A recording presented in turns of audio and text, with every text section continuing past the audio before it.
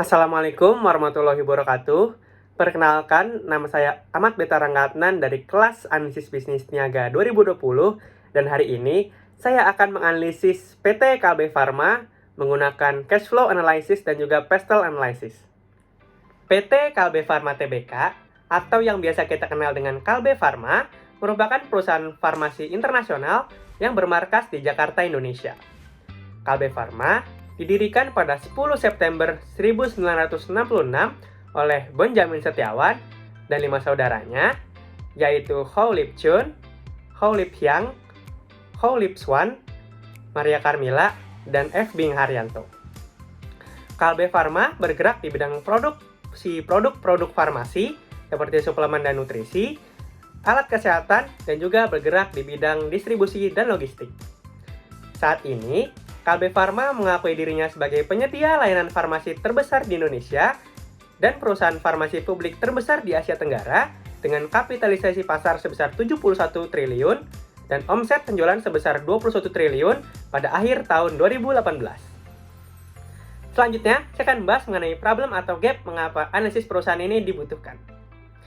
Layaknya perusahaan lainnya, Kalbe Farma sebagai perusahaan farmasi juga berada di era turbulensi, di mana mereka dihadapi oleh VUCA atau volatility, uncertainty, complexity, dan juga ambiguity. Selain itu, sebagai perusahaan farmasi terbesar di Indonesia dan juga di Asia Tenggara, tentu Kalbe Farma memiliki lingkungan yang luas dan kompetitor yang sangat melimpah. Dilansir dari Fit Solutions, di Indonesia sendiri, saat ini terdapat 200 produsen dan distributor farmasi, baik perusahaan nasional dan juga multinasional. Oleh karena itu, untuk menghadapi itu semua, analisis perusahaan dibutuhkan oleh Kalbe Farma agar dapat mengidentifikasi kebutuhan dan masalah yang dihadapi perusahaan saat ini yang nantinya dapat berguna untuk merumuskan strategi demi tercapainya perubahan, inovasi, serta continuous improvement di masa yang akan datang. Sekarang, saya akan menganalisis perusahaan Kalbe Farma dengan dua pendekatan atau metode, yakni analisis internal dengan menggunakan cash flow analysis dan juga analisis eksternal dengan menggunakan pestle analysis. Sekarang, saya akan menganalisis internal perusahaan Kalbe Farma dengan cash flow analysis. Cash flow analysis atau analisis arus kas adalah metode analisis perusahaan dengan melihat laporan arus kas atau cash flow statement dari perusahaan yang berdasar pada tiga bagian penting dalam cash flow, yakni operating activities, investing activities, dan juga financing activities. Jika kita melihat pada tabel laporan arus kas dari aktivitas operasi, pada tahun 2021, kas neto yang dihasilkan oleh aktivitas operasi mencapai 2,826 miliar atau menurun 33,1% dari 4,222 miliar pada tahun 2020. Penurunan arus kas dari aktivitas operasi ini terutama disebabkan oleh meningkatnya pembayaran kas ke pemasok dan pembayaran untuk beban lainnya. Selanjutnya, jika kita melihat dari aktivitas investasi, kas neto yang digunakan untuk aktivitas investasi meningkat 11% dari 951 miliar di tahun 2020 menjadi 1,56 miliar di tahun 2021. Hal ini terutama disebabkan oleh peningkatan perolehan aset tak berwujud, penempatan investasi pada entitas asosiasi, perolehan saham dari kepentingan non-pengendali entitas anak, dan penempatan pada aset keuangan lancar lainnya. Selanjutnya, jika kita melihat dari aktivitas pendanaan, kas neto yang digunakan untuk aktivitas pendanaan menurun sebesar 32,3% dari 1,1 miliar di tahun 2020 menjadi 745 miliar di tahun 2021. Hal ini disebabkan karena adanya penurunan penerimaan dan pembayaran utang bank, dan juga adanya penerimaan setoran modal saham dari kepentingan non-pengendali entitas anak. Dari analisis arus kas tersebut, dapat disimpulkan bahwa kondisi keuangan Kalbe Farma saat ini berada di level yang kurang baik, terutama pada aktivitas operasinya. Oleh sebab itu, Kalbe Farma diharapkan dapat terus mengambil langkah-langkah dan strategi yang diperlukan untuk meningkatkan kemampuannya dalam menghasilkan arus kas melalui upaya peningkatan produktivitas dan juga perbaikan rantai pasokan secara berkelanjutan. Selanjutnya, saya akan menganalisis eksternal perusahaan Kalbe Farma dengan pestle analysis. Pestle Analysis adalah metode analisis perusahaan yang digunakan untuk menganalisis lingkungan eksternal dengan melihat dari 6 aspek, yaitu politik, ekonomi, sosial, teknologi, environment atau lingkungan, dan juga legal. Pertama, dari aspek politik. Total anggaran kesehatan untuk tahun 2022 mencapai 255,3 triliun.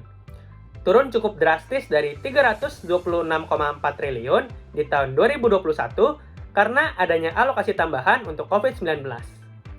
Seiring dengan kebijakan pelonggaran perlahan oleh pemerintah, diharapkan lebih banyak lagi masyarakat yang kembali menjalankan aktivitasnya dengan normal.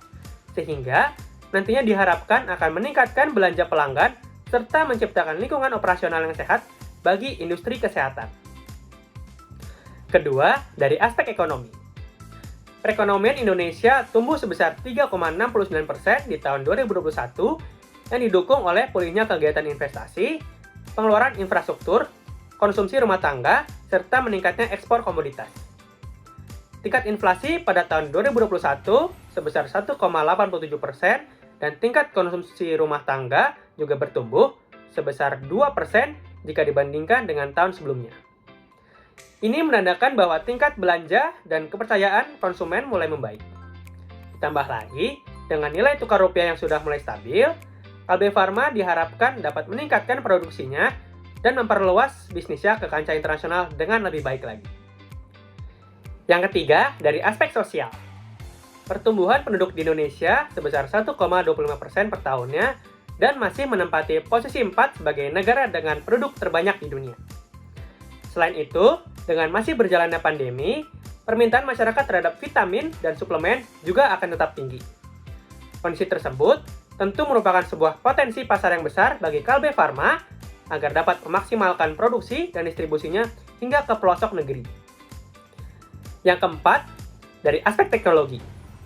Dengan berkembangnya industri 4.0 yang mengenal kecepatan akses informasi, AI, dan juga big data, Kalbe Farma diharapkan dapat terus mengadopsi dan juga mengimplementasikan teknologi terbaru agar dapat meningkatkan efisiensi proses bisnisnya. Saat ini, telah berkembang teknologi PAT atau Proses Analytical Technology dalam dunia farmasi yang berguna untuk pengendalian proses produksi otomatis. Kalbe Farma diharapkan dapat segera mengadopsi teknologi tersebut agar dapat meningkatkan kualitas produk akhirnya. Yang kelima, dari aspek lingkungan. Saat ini, sektor industri menghadapi berbagai permasalahan perdagangan global seperti free trade area, isu emisi GRK, standar eco-product, dan juga standar lingkungan. Untuk tetap bersaing di pasar global, industri ramah lingkungan atau industri hijau harus dilakukan dengan mengutamakan penggunaan sumber daya secara berkelanjutan dan dapat memberi manfaat kepada masyarakat luas. Saat ini, Kalbe Farma sendiri memiliki Sustainability Strategy Framework yang diharapkan tetap menjadi pedoman dalam seluruh proses bisnisnya. Yang keenam, dari aspek legal. Pemerintah tentu akan mendukung industri dalam negeri dengan mengeluarkan kebijakan yang sesuai. Meskipun begitu, Kalbe Farma tetap harus beradaptasi dengan perubahan peraturan perundang-undangan yang dapat terjadi. Dikutip dari laporan tahunan 2021 Kalbe Farma, terdapat 12 peraturan pemerintah yang berubah dari tahun sebelumnya. Sehingga, Kalbe Farma harus beradaptasi dan tetap aware dengan perubahan peraturan lainnya di masa yang akan datang. Selanjutnya, saya akan bahas mengenai tantangan dan juga hambatan dalam analisis perusahaan ini. Alhamdulillah, dalam analisis perusahaan Kalbe Farma, saya sebagai seorang bisnis analis tidak merasa kesulitan dalam menganalisis Kalbe Farma baik secara internal maupun eksternal. Hal ini dikarenakan keterbukaan informasi dan juga transparansi data perusahaan Kalbe Farma sangatlah baik melalui laporan tahunan 2021 yang dibuat dan disajikan dengan jelas, rinci, dan juga mudah dibaca. Selanjutnya, saya akan bahas mengenai dampak analisis perusahaan bagi perusahaan tersebut. Analisis perusahaan yang telah saya paparkan tadi dapat menjadi bahan evaluasi dan juga refleksi dari internal dan eksternal perusahaan secara objektif dan komprehensif bagi seluruh divisi, departemen, dan manajemen Kalbe Farma. Sehingga, di tahun ini dan tahun berikutnya, Kalbe Farma dapat menyusun strategi dengan lebih baik lagi agar terciptanya perubahan dan inovasi yang berkelanjutan. Jadi, dapat disimpulkan bahwa PT Kalbe Farma Tbk memiliki kondisi arus kas yang kurang baik. Hal ini dapat terlihat dari cash flow analysis Kalbe Farma, di mana aktivitas operasional, investasi, maupun pendanaan menunjukkan penurunan dari tahun sebelumnya. Jika dilihat dari pestle analysis, dengan kondisi pandemi yang mulai pulih, Kalbe Farma diharapkan dapat meningkatkan produksi dan distribusinya, serta memperluas bisnisnya dengan lebih baik lagi. Analisis-analisis tersebut diharapkan dapat menjadi bahan evaluasi bagi Kalbe Farma agar dapat mempertahankan dan terus meningkatkan hal yang sudah baik dan juga memperbaiki hal yang sekiranya kurang baik. Sekian analisis bisnis perusahaan PT Kalbe Farma dari saya. Mohon maaf apabila ada kesalahan. Wassalamualaikum warahmatullahi wabarakatuh.